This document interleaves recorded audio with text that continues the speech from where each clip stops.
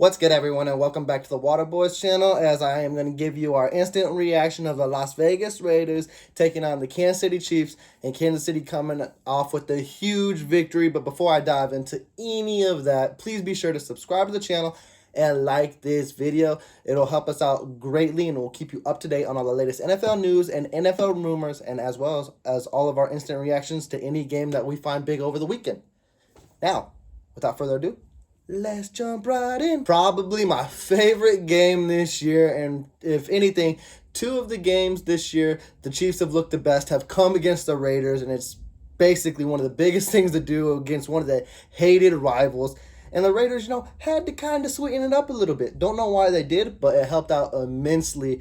Before the game, if you guys didn't see, the Raiders team captain Yannick Ngakoue brought the whole defense. I want to say maybe the whole team. I'm not sure. There was a lot of players out there. But I'm going to stick with the defense. And they all came to the center of the Arrowhead logo and basically did their thing, had their prep talk. And as any sports fan knows, no matter what sport it is, if you're on someone's home turf, you do that, it's basically a sign of disrespect. And also, I think it's more of a cowardly move as well, because as I heard, they waited until the Chiefs were in the locker room. If you're going to do it in front of their face. But, of course, word gets back, and his show as hell did get back because the Chiefs already knew it. And let's rewind, because the Chiefs are already upset because last year when the Raiders came into KC, that they drove their bus around the stadium as a victory lap. So as much as we want to downplay it because the Chiefs have already beaten them twice before, that's still fresh in their mind because those other two games were in Las Vegas. This is different. This is home field. This is on the Chiefs Stadium in Arrowhead, GEH, and they did not want to get beat again, and it was nowhere close from the first snap of the game. Don't know why the Raiders went with that route, but hey, kind of glad they did because it just put more fuel to the fire. Now let's dive more into this game. As I said, first play of the game. Of course, what Chiefs do, they defer the ball. They always want the ball at half, and it worked out great. First carry, Josh Jacobs tries to bounce it out to the left, gets hit by Jarron Reed, and then Mike Hughes comes up, picks, scoop, and score. Jarron Reed played it really good. Wrapped him up here, punched out behind, and then Hughes did the rest. And it's funny because Hughes was one of my main concerns. I will mention this early in the video as well because L'Jarius Sneed, unfortunately, he had his brother pass away in a tragic event. Prayers up to him. He's a big piece to us. Hopefully he takes the time he needs because I know family over everything, and hopefully he can get back to us. But again, take the time you need. Chiefs Kingdom will always be behind him. But let's jump back into Mike Hughes because Mike Hughes is like down our roster when it comes to cornerback. We've seen him get burned here and there, and it's scary. Definitely when he's now in a starting role. Honestly, I might have wanted Baker more, but Hughes played his worth today. Like, he was a turnover machine. This was his game to show out, and he did it from the jump. Like, he forced 2 fumbles, fumble recovery for 6. Like, he was out there. He was playing brilliantly. This defense, again, like, let's stop playing around. Like, they might be the top defense in the league. I don't know how it happened, and I don't know why it happened. I don't know why it took so long, because the first 6-7 weeks of the season, my God, they look terrible. Like, I don't know. We might have to research because I've never seen something like this where we had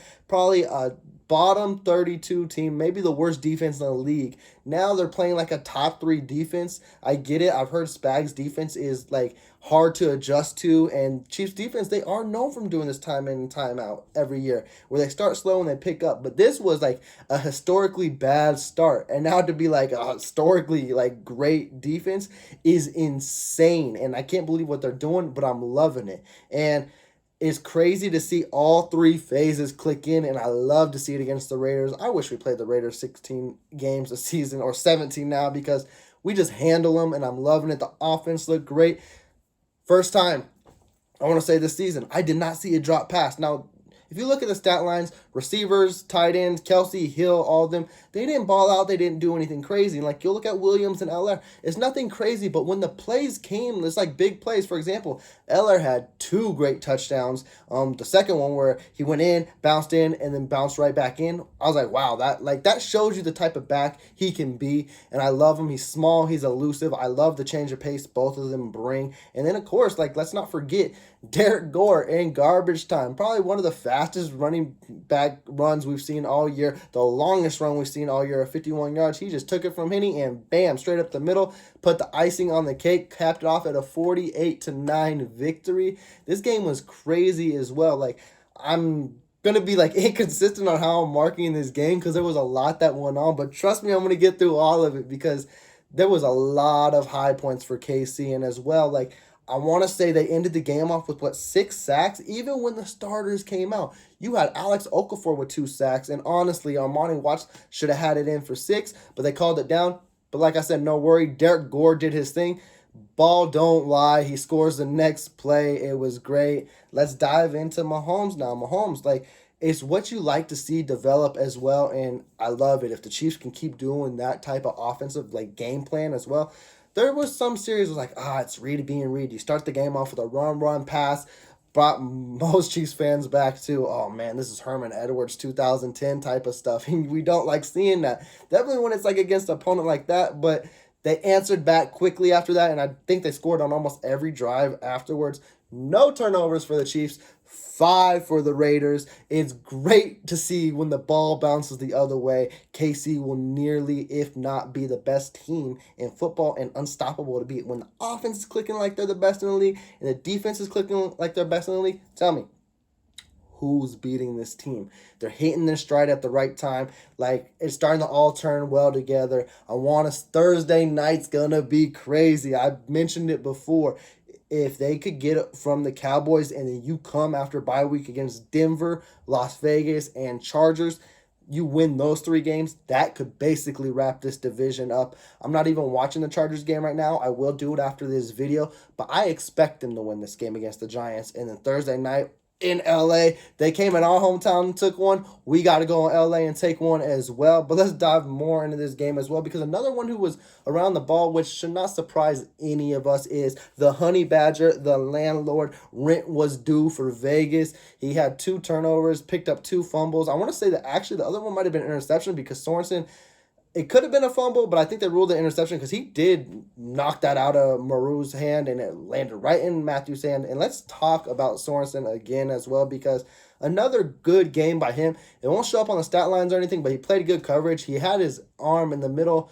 Was that Renfrew? Oh, I think it was Renfrew or Moreau, where it was like could have been a nice fade touchdown pass, but had his arm right in the middle. Got that out of the way. I love the coaches putting Sorensen in a scheme to succeed. And now let's talk about the D-line. You got Melvin Ingram, you got Chris Jones, and you got Frank Clark. Frank Clark had a sack taken away from him, which was kind of, I didn't like it, but hey, it is what it is. But all of them got back there all day, and then you bring the other boys as well. Like I said, Alex Okafor was getting back there. These boys are bringing pressure. And when the boys bring the pressure, it makes it much easier for the secondary as well. It's so crazy how well this defense is playing. My player of the game is definitely Mike Hughes, because I never even expected it. Even in garbage time. That's how serious the Chiefs took this game as well. Raiders were driving downfield. Zay Jones was trying to turn it upfield, get as much yards as he can. Would have probably brought it to the 10. And Mike Hughes punches it out. Of course, Thornhill, another ball hawk himself. He's been near the ball a lot. He picks it up. 2 minutes. Chiefs ice the game, close it off. This is a crazy game. I hope this momentum keeps striving as well. As much as I love to see these defensive battle games, Chiefs fans know this offense is what makes us excited. And I'm not going to lie, this defense has been making me excited like crazy. We've been allowing under 13 points the last 5 weeks. It's hard to beat us, and it's going to be a huge week next week on Thursday night, because Herbert and them boys, they know how to put up points too. If anything I want to see is smart what Casey did. Even though Derek Gore did his thing and closed out, you brought Williams and Allaire healthy in the next week, and the Chargers have one of the worst rush defenses ever. And if we rewind back to week 3, it was 2 or 3. I want to say it was week 2 actually. When the Chargers beat us, we had 4 turnovers. They jumped early, and we were still in the game. They won on the last possession. I'm going to let you know right now, and I don't want to jinx it or anything like that. KC's not turning the ball over 4 times. They will be in this game, if not winning this game. LA's going to be popping. I know KC's going to bring the noise. I know it's going to be wild. Let me know down below. Can this game be the one where KC just ends it all? I know they still got a hard schedule down the line, but again, if they play like this, nothing's ever going to be too hard. KC will sweep everyone into the playoffs. And again, Number one seed is still on the line. Tennessee did their job against the Jaguars team, but again, who's Jacksonville? Like, we've seen some weird reports come out about what Urban Meyer was saying about his coaches, and I'm surprised he's still coached, but easy W for the Titans. Ravens, I think, ended up falling, and Lamar ended up being hurt. We'll have to see how well that ankle holds up, because if that could be a big thing. I got to give it to the Ravens, though, because they are well coached. I think Huntley kept them in the game this whole time. Ravens are a scary team for that reason, because no matter who gets hurt, John Harbaugh knows how to coach his ass off and keep his team in a game. But I think now KC might jump to the third seed, and then I'm missing someone. Who is it? New England? New England as well. It's their bye week. And I'm not sold, but that defense is legit. I do not know what New England can do in the playoffs, but it'd be crazy if they're the number one seed. If New England ends up being the number one seed, their coach is Bill Belichick, will end up being coach of the year. Mac Jones, rookie of the year, and we'll just have to see how they do in the playoffs. But to say KC start off at 3-4, we're sitting here at 9-4. The division on the line on Thursday. Number one seed still on the line. Who would have thunk it? But that's why you never count this team out. I know I never did. Don't look back at the videos because I might have. But hey, it's hard when you're a fan because you get any emotions, you get all built up, and the time of the moment always gets you. But this moment right now is very lovely, and I can't wait for Thursday night because something just tells me it might end up being like this game. Maybe not huge blowout, but a double-digit win. I think KC is going to be impossible to beat. But like I said, I keep talking so much because I'm so hyped. But let me know down below how you are viewing this game. Let me know. Are the Raiders, are they done? They got a hard schedule as well. I know they're not going to win the division, but do they still have a shot at the wild card as well? Who's taking the crown in the AFC West? Will it be the Chargers? Will it be the Chiefs? You already know me and Tim are coming live right before the game. We got to duke it out. We got to talk about it. But that being said, please do be sure to subscribe to the channel. Like I said, we will keep you up to date on all the latest NFL news and NFL rumors. And you Chiefs fans checking in, or any fans, please like this video. And with that, take care. Peace. Enjoy the rest of the games this Sunday.